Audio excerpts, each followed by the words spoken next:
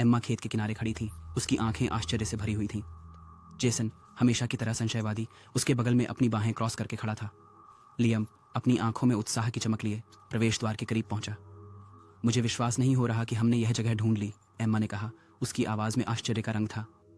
सुरक्षित। लियम ने पूछा। उसकी आवाज डर और उत्तेजना का मिला-जुला भाव थी।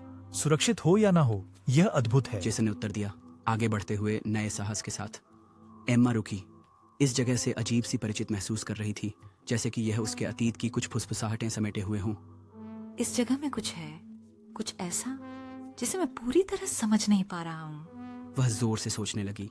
एमा को रीढ़ में सिहरन महसूस हुई जब उसने लकड़ी के घोड़ों में से एक को छुआ। जेसन ने आधार पर एक शिलालेख देखा और उसे पढ़ने के लिए नीचे झुक गया। यह क्या कहता है? लियाम ने पूछा, झुकते हुए। ये हमारे नाम है, जेसन ने फुसफुसाते हुए कहा। उसकी आवाज में अविश्वास और विस्मय भरा हुआ था। एम्मा धीरे से मुस्कुराई। यादें वापस आने लगी, जैसे कोई भूला हुआ सपना। हम यहाँ आते थे साथ में, उसने कहा। उसकी आंखों में पुरानी यादों के आंसू थे। लियाम ने सिर हिलाया। उसकी आवाज मुश्किल से सुनाई दी। ऐसा लगता है जैसे मेले ने कभी हमें भूलने नहीं दिया। हाँ, उसने कहा, उनकी साझा इतिहास की गर्माहट महसूस करते हुए।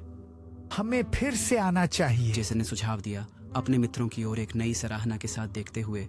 बिल्कुल। एम्मा ने सहमति जताई, उस रात के जादू को थामे हुए।